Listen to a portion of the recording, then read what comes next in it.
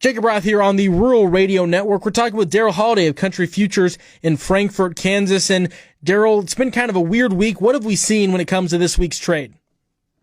Well, it was an interesting week, as you said. Really on the grain side, the weather in the U.S. and the situation in the Black Sea region is that Black Sea grain corridor came to an end on Monday and was not extended. That wasn't tremendously surprising. As a matter of fact, I was a little surprised that people were surprised. It didn't indicate it. But we've dealt with it about a year, and as I've said many times, it was kind of strange or weird that they were able to put the corridor together in the middle of a war, and then now it's kind of even just as strange that it would go away. But war is war, and it's very difficult. And when that was certainly supportive to the corn and wheat markets. We did start the week a little bit mixed, and even at times weaker on Monday. But as the models heated up, the weather models did for this coming week.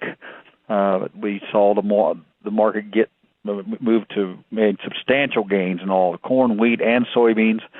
Did come off those highs as we came to the end of the week.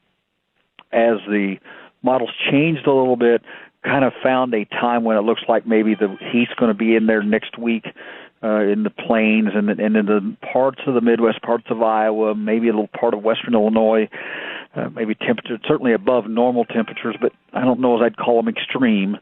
And I wouldn't even call them unusual for late July, but we've had very, very good temperatures across the belt. That's one thing that's really helped even the areas that have been dry that are a little bit cooler. And as we came to the end of the week, they tended to cool them down a little bit, seeing the cooler. I'm not sure there's a lot of moisture there, but there were signs of moisture, and that tended to pull the market well off the high of the week as we came to a close on Friday.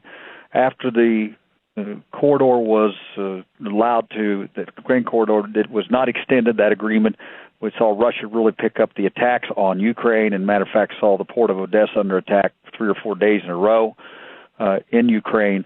So the rhetoric really ramped up back and forth. That tended to put the high in wheat. Matter of fact, we saw the September Kansas City wheat trade over $8.90, but it ended up trading down back as low as $8.40, and then ended up closing around $8.60. So it created a tremendous amount of volatility in the wheat market as a whole.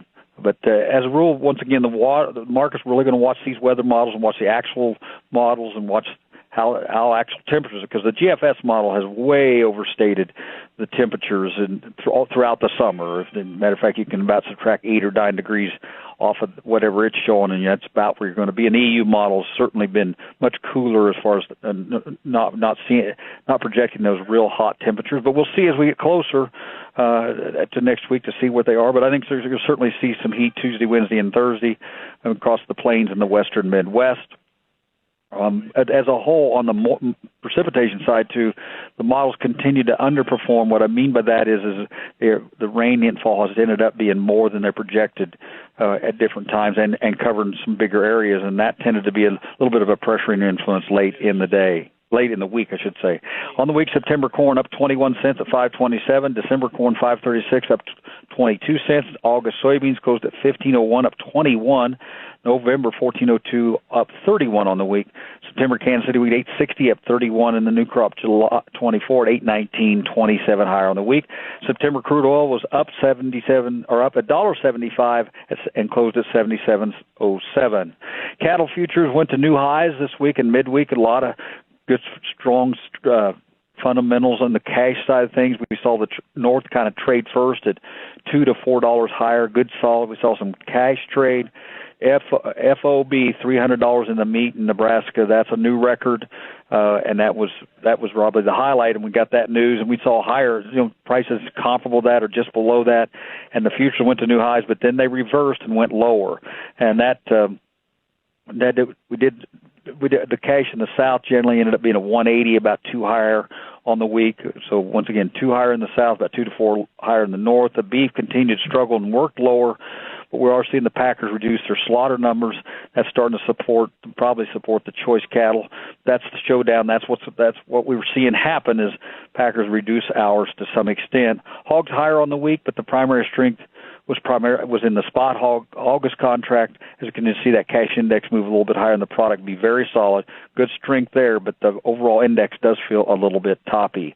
August cattle on the week at 180.02.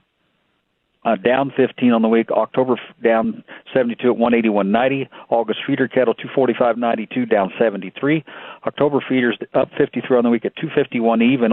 August hogs par 67 up 447 on the week, and the October hog contract was 84.25 up 65.